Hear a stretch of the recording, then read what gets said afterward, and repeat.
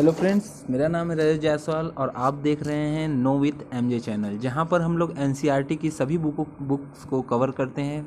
आज हमारा geography session start हो रहा है क्लास 7 से, जिसका पहला चैप्टर का नाम है पर्यावरण।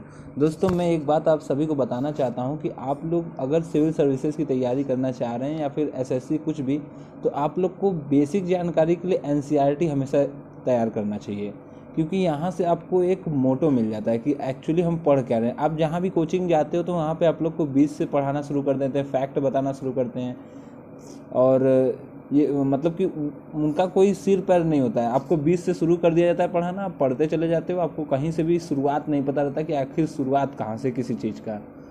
तो उसका क्लियर आपको एनसीईआरटी बुक्स में ही मिलेगा। आप चाहे इधर चैनल से पढ़ो चाहे कहीं से भी पढ़ो, लेकिन आप तैयारी अगर कर रहे हो और मन से कर रहे हो तो शुरुआत एनसीईआरटी से कीजिए। आप किसी भी हाल में एनसीईआरटी से तैयारी आप जब करेंगे तो आपको पूरा बेसिक कॉन्सेप्ट जब पता रहेगा तो आप कोई भी नॉलेज मतलब कोई भी एग्जाम आपको क्लियर करने में ज़रा भी देर नहीं लगेगा। तो चलिए बिना देरी के शुरू करते हैं। आज का पहला चैप्टर हमारा है पर्यावरण। तो क्या करा है, इसको थोड़ा जूम कर लेते हैं, ठीक है। तो जैसा कि एनसीईआरटी का नियम है, ये कुछ कहानियों से शुरू करता है। कुछ भी वो समझाता है तो कहानियों के साथ समझाता है। तो इसमें क्या बोल रहा है, लंबी छुट्टियों के बाद जब रवि स्कूल जा रहा था तब उसने देखा कि उसके स्कूल के निकट के खेल के मैदान में खुदाई हो गई थी। वह एक मैदान उनके खेलने के लिए वहाँ पर था। लोगों ने बताया कि वहाँ अनेक फ्लैटों वाली एक बड़ी इमारत बनेगी। जब रवि को समझ में आया कि मुलायम घास, गेंद के फूल एवं तितलियों वाला विशाल मैदान अब हमेशा के लिए नष्ट हो चुका है, तो उसकी आंखों से आंसू झलकने लगे। उसने यह बात अपने सहपाठियों को बताई। सुबह की सभा में प्रधानाचार्य ने भी बहुत उदासी से कहा, देखो कैसे हमारा पर्यावरण बदल रहा है। कक्षा में पहुंचकर रवि ने अपने शिक्षक से पूछा, पर्यावरण क्या है? जो कुछ भी आप अपने आसपास देखते हो, शिक्षक ने बताया। अब शिक्षक ने उसे एक भाषा आसान भाषा में समझा दिया कि जो भी तुम आसपास अपने देख रहे हो वो सब पर्यावरण का एक अभिन्न अंग है, ठीक है। फिर यहाँ क्या कर रहा है कि रवि कहने लगा, इसका अर्थ है स्कूल, भवन, मेज, कक्षा में रखी कुर्सियाँ, यहाँ तक कि खुला मैदान, सड़क, कूड़ा करकट, मेरे दोस्त, ये सभी हमारे पर्यावरण के अंग है। हाँ, शिक्षक ने कहा, लेकिन जरा रुको, कुछ वस्तुओं का निर्माण प्राकृतिक ने किया है, जैसे पर्वत, नदियाँ, पेड़, प्राणी, जबकि अन्य का निर्माण मानव ने किया, जैसे सड़क, कार, कपड़े, किताब आदि। तो ये एक तरीके से संसाधन है जो कि हम लोग आगे पढ़ेंगे, ठीक है। कुछ प्राकृतिक संसाधन होते हैं, कुछ अप्राकृतिक होते हैं, मानव निर्मित भी होते हैं। तो इसके बारे में यहाँ पे थोड़ा सा बताया है, जो कि हम लोग आगे वाले अध्याय में चैप्टर में पढ़ेंगे। अब दो दो छात्र मिलकर कार्य कीजिए। अपने निकट बैठे सहपाठी के साथ मिलकर प्रकृति एवं मानव द्वारा निर्मित वस्तुओं की सूची बनाइए। ये मतलब इसको करने कोई आवश्यकता नहीं है आपको।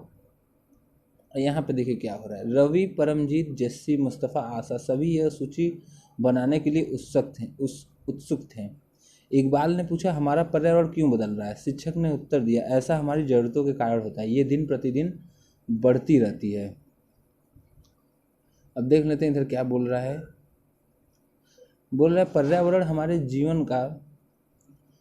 जीवन का मूल आधार है। हमें सांस लेने के लिए हवा, पीने के लिए जल, खाने के लिए भोजन एवं रहने के लिए भूमि प्रदान करता है। मानव इस प्राकृतिक पर्यावरण में कैसे परिवर्तन करता है। कार का धुआं वायु को प्रदूषित करता है। पानी को पात्र में एकत्रित किया जाता है। भोजन को बर्तनों में परोसा जाता है और भूमि पर कारखानों का निर्माण होता है। इस प्रकार से मानव इसको परिवर्तित करता है। मानव कार, मील, कारखानों एवं बर्तनों का निर्माण करता है। इस प्रकार से मानव प्राकृतिक पर्यावरण में परिवर्तन करता है, ठीक है दोस्तों। चलिए आगे बढ़ते हैं। बहुत ही इजी वे में देखिए आपको समझा रहा है पर्यावरण क्या होता है।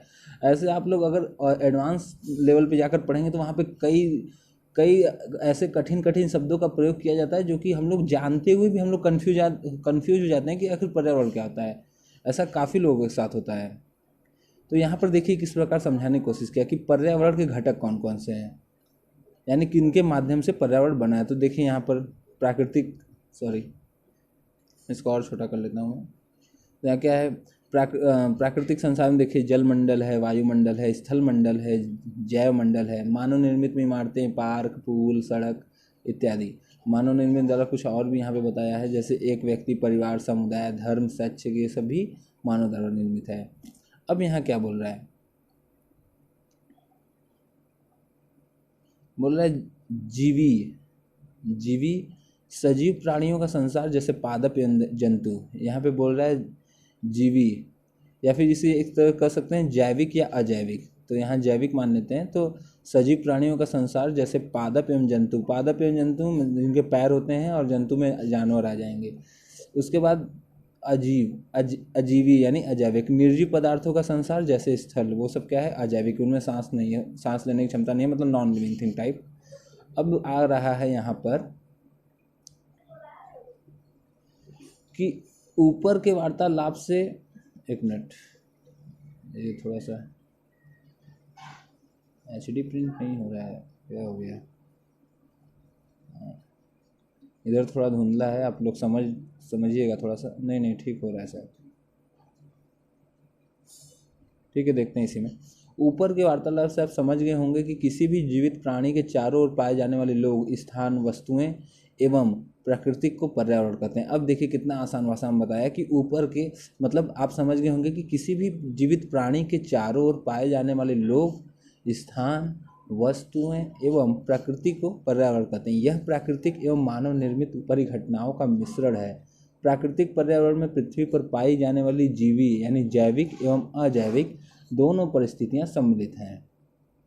अब आगे देखते हैं क्या कर रहा है। यहाँ बता रहा है, जबकि मानवीय पर्यावरण में मानव की परस्पर क्रियाएं, उनकी गतिविधियां, उनके द्वारा बनाई गई रचनाएं सम्मिलित हैं। एक मिनट, लगता है कुछ छूटा है क्या, ऊपर देख लेते हैं थोड़ा सा। नहीं, ठीक है दोस्तों। अब आता है प्राकृतिक पर्यावरण। प्राकृतिक पर्यावरण में क्या क्या शामिल है? भूमि, जल, वायु, पेड़ पौधे एवं जीव जंतु मिलकर प्राकृतिक पर्यावरण बनाते हैं। स्थल मंडल, जल मंडल, वायुमंडल एवं जैव मंडल से आप पहले से ही परिचित होंगे।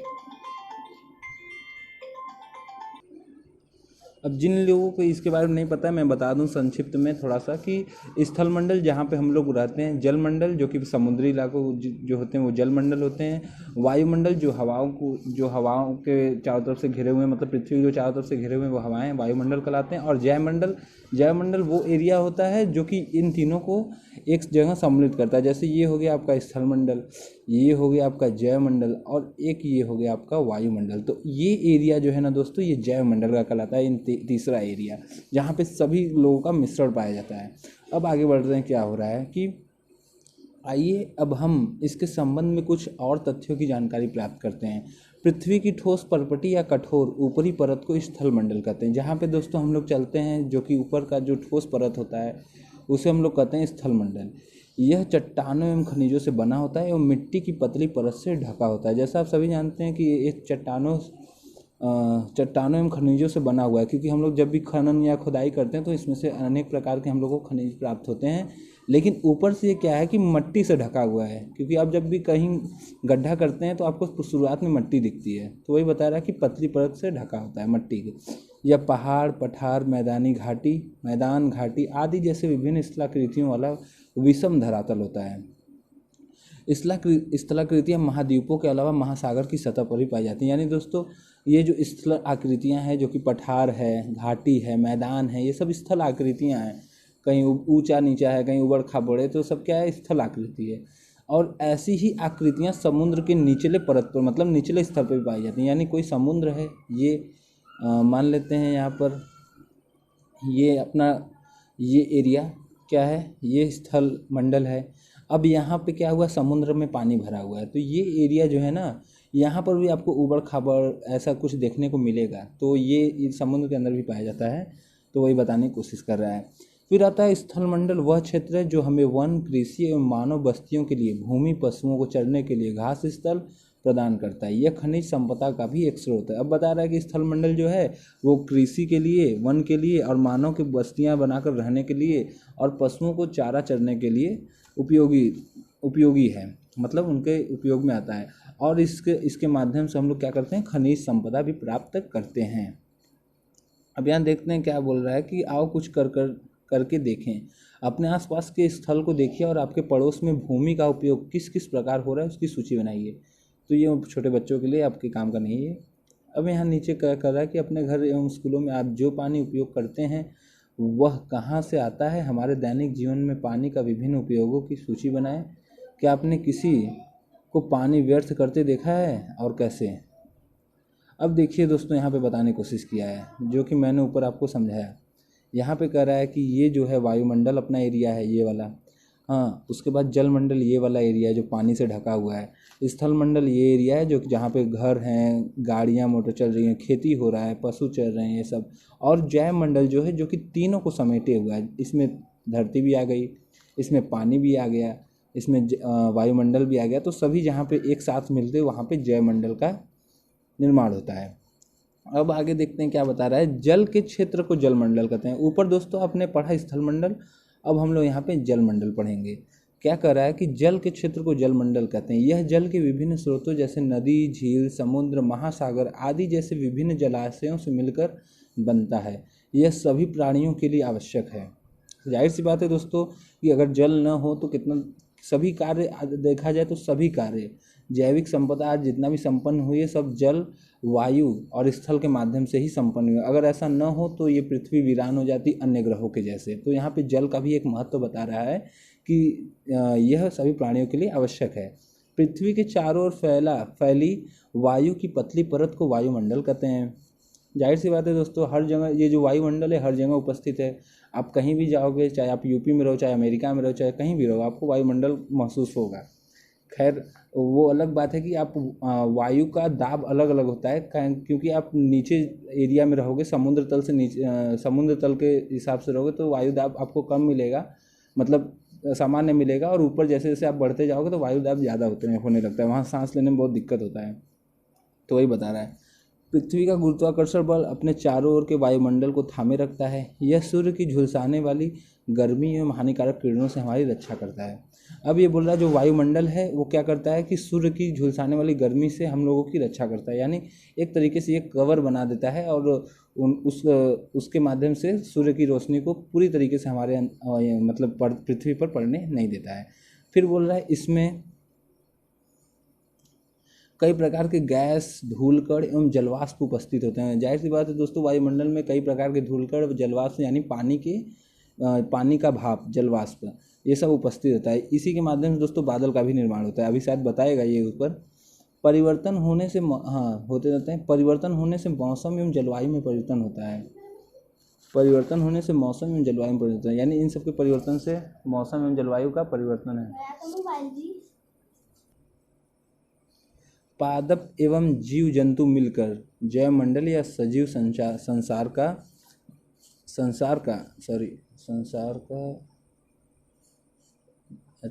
वो छोटा हो गया तो इसलिए मैं कहूँ कैसा कन्फ्यूजन हो रहा है।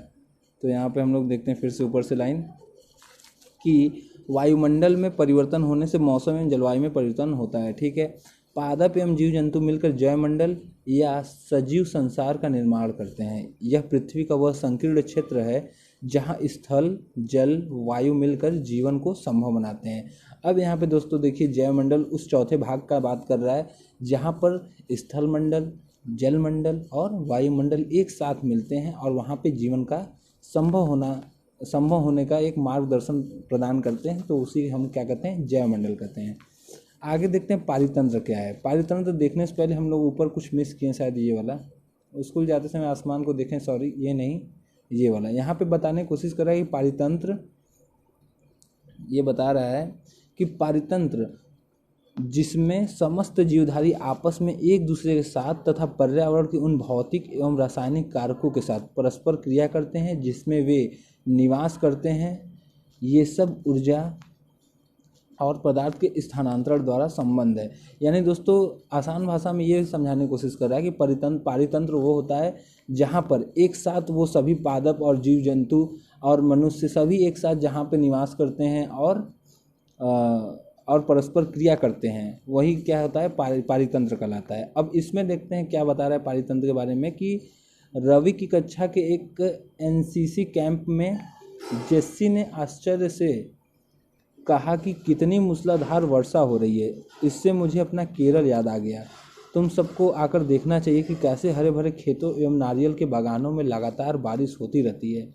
तभी जैसलमेर के एक रहने वाले हीरा ने आश्चर्य से कहा, हमारे यहाँ वर्षा तो होती ही नहीं, हमें तो दूर दूर तक केवल कीकर एवं रेत ही नजर आती है।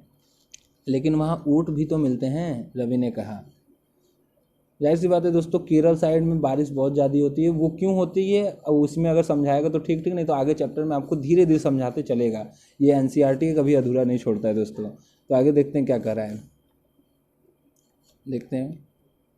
ये देखिए दोस्तों, पारितंत्र का एक दृश्य यहाँ पे ये दिखाने की कोशिश कर रहा है कि यहाँ पे सभी, जहाँ पे देखिए सभी कुछ आपको यहाँ पे देखने को मिल जाते हैं, पेड़ पौधे मिल जाते हैं, जीव जंतु मिल जाते हैं। ये सभी आपस में परस्पर क्रियाएं कर रहे हैं, किसी को यहाँ पे कोई दिक्कत नहीं है, सभी एक दूसरे से मिलकर रह रहे हैं।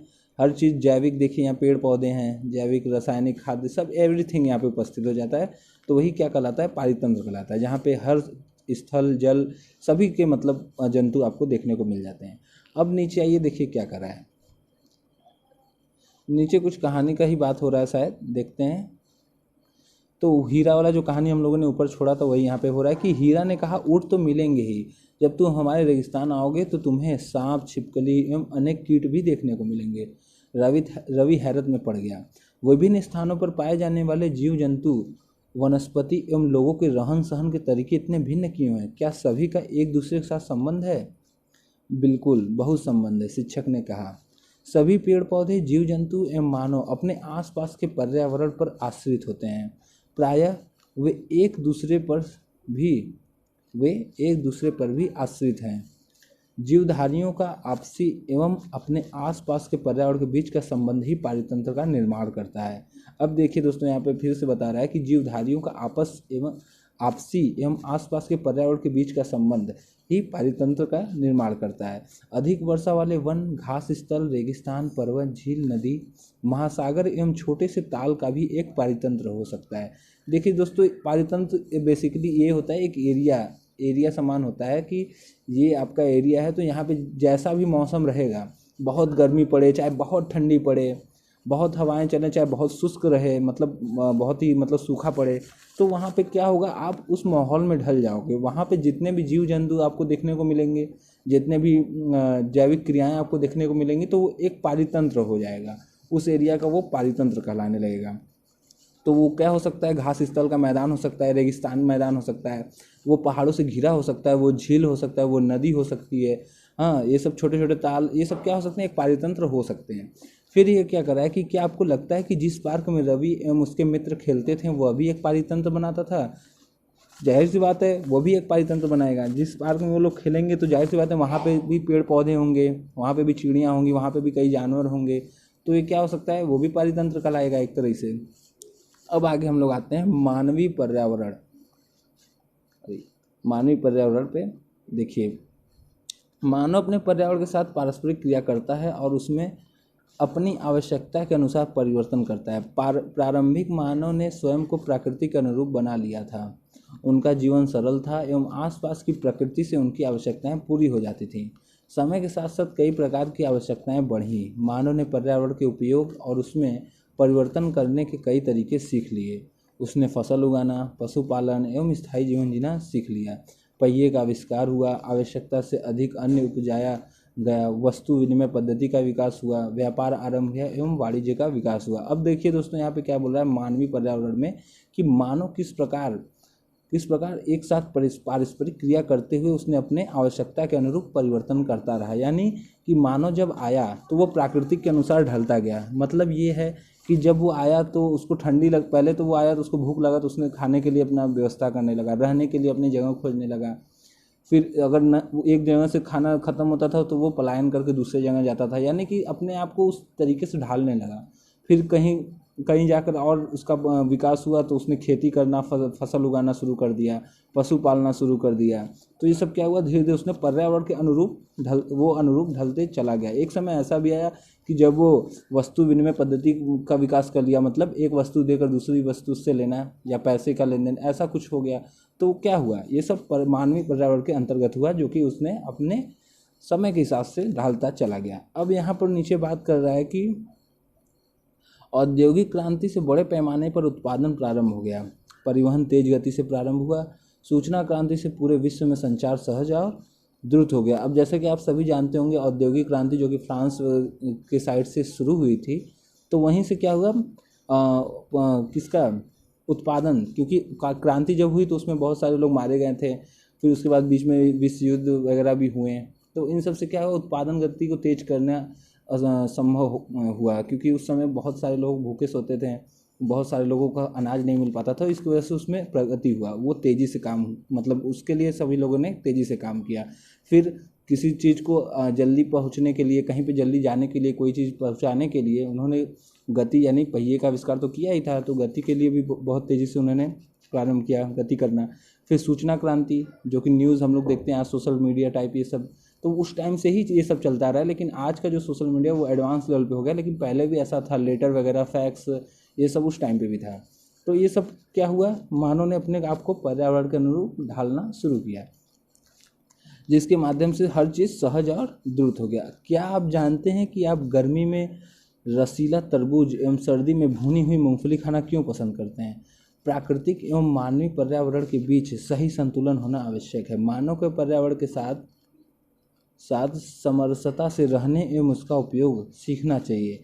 यहाँ यही बताने की कोशिश कर रहा है कि जब बहुत गर्मी आती है तो हम लोग तरबूज खाते हैं, ठंडी में बादाम खाना पसंद करते हैं। जाहिर सी बात है दोस्तों, जैसा मौसम रहेगा, जैसा कि हम लोग ऊपर से पढ़ते आ रहे हैं कि मानव ने अपने आप को उस पर्यावरण में ढालना शुरू किया, तो उसमें क्या होगा, ये बात भी आ जाएगी कि उससे गर्मी लगेगी तो वो तरबूज खाएगा, ठंडी लगेगी तो गर्म सामान खाएगा। तो वही बस बताने की कोशिश कर रहा है। अब यहाँ पे आ रहा है कि रवि की कक्षा में मिजोरम की एक लड़की है नूरी, वह अक्सर अपने स्थान की हरियाली की बात करती रहती है। खेल का मैदान नष्ट होने के कारण रवि की उदासी देखकर नूरी ने उसे आने वाली छुट्टियों में अपने घर मिजोरम आने को कहा। रवि के शिक्षक ने सभी बच्चों से कहा कि छुट्टियों में वे जिन स्थानों पर जाएंगे वहाँ के भूदृश्य, घरों एवं लोगों के क्रियाकलापों का चित्र बनाकर लाएं। तो जाहिर सी बात है दोस्तों, वहाँ पे उनको कुछ अलग ही नज़ारा देखने को मिलेगा, क्योंकि वहाँ का पर्यावरण यानी वहाँ के मानवीय पर्यावरण कुछ अलग होगा, हमारे यहाँ का मानवीय पर्यावरण कुछ अलग होता है। तो वही बस बात। आइए आगे देखते हैं, ये क्या बता रहा है, ये कोई काम का नहीं है आपका। तो दोस्तों यहाँ पर चैप्टर अपना ख़त्म हो गया है। ये था चैप्टर नंबर 7 पर्यावरण, जहाँ पर हम लोगों ने इसको स्टार्ट कर दिया ज्योग्राफी। दोस्तों आप बस ऐसे ही बने रहिए, हम लोग धीरे धीरे इसको पूरा कवर करेंगे। चैप्टर क्लास 7, 8, 9, 10, 11 और 12 सभी धीरे धीरे हम लोग कवर कर लेंगे। दोस्तों देखो, अगर आप SSC ये सब का तैयारी करते हो तो मैं चाहता हूँ कि आप लोग बेसिक से स्टार्ट करो। बेसिक से स्टार्ट करने का मतलब ये नहीं है कि आपको एकदम मतलब क्लास 1-2 से स्टार्ट करो, नहीं, 6 ऐसी जगह से स्टार्ट करो जहाँ से हर चीज़ का शुरुआती पैमाना हो। यानी कि अगर पर्यावरण है तो वो क्यों है, पर्यावरण है तो क्यों है, हवा चल रही है तो क्यों चल रही है। तो दोस्तों इसका जब आप कारण जान जाओगे ना, तो आपको कभी भी रटने की ज़रूरत नहीं पड़ेगी। और क्या कहते हैं कि साइंस और ये जियोग्राफी आपको इसमें से क्वेश्चन बहुत ज़्यादा बनाता है। तो क्या होता है कि ये इस छोटे लेवल क्लास 9-10 से ही क्वेश्चन बनते हैं, लेकिन हम लोग नहीं कर पाते हैं। क्यों? क्योंकि हम लोग को क्वेश्चन ये सब बताए नहीं जाते हैं कोचिंग वगैरह में। क्वेश्चन वही बताया जाता है जो कि बहुत मतलब चर्चा में रहता है, जबकि हम लोग पीछे का कुछ नहीं जानते रहते हैं बेसिक। और किसी के माध्यम से कुछ क्वेश्चन बनते भी हैं तो हम लोग वो माध्यम नहीं जानते कि कहाँ से ये क्वेश्चन निकला। अभी आप पर्वत के बारे में पढ़ोगे तो वहाँ खनिज वनिज के बारे में बात किया जाएगा, तो कौन सा खनिज कौन से पर्वत में निकलता है आप नहीं बता पाओगे, क्योंकि आपको डायरेक्ट बताया गया कि ये खनिज इस पर्वत से निकलता है। तो आपके दिमाग में वो 1 सेकंड के लिए रहेगा, फिर आउट हो जाएगा। वही आप जान जाओगे किस प्रकार पर्वत का निर्माण हुआ, क्यों उसमें खनिज आया, क्यों क्या हुआ, तब आप कुछ कर पाओगे आगे। तो आपको रटने की आवश्यकता नहीं पड़ेगी, वो एक बार आपके दिमाग में सेट हो जाएगा हमेशा के लिए। वो किसी भी एग्जाम आप देंगे तो वो हमेशा आपको काम देगा। इसीलिए दोस्तों मेरा मानिए, आप कहीं भी आप कभी पढ़िए, मेरे चैनल पर चाहे कहीं भी पढ़िए, तो आप NCERT से स्टार्ट करिए। और दोस्तों एक बार फिर से मैं आपको कहना चाहूँगा कि प्लीज़ मेरे चैनल को सब्सक्राइब कर दीजिए। अच्छा लगे तो कमेंट कीजिएगा, और बुरा लगे तो भी कर दीजिएगा, ताकि मैं अपने आप को सुधार पाऊँ। और उसके बाद आप इसे अपने दोस्तों के साथ भी शेयर करिए जो तैयारी कर रहे हैं SSC, रेलवे या बैंकिंग का जो भी। तो ठीक है दोस्तों, इसी के साथ मैं विदा लेता हूँ आपका। All the best for your exam. जय हिंद, जय भारत।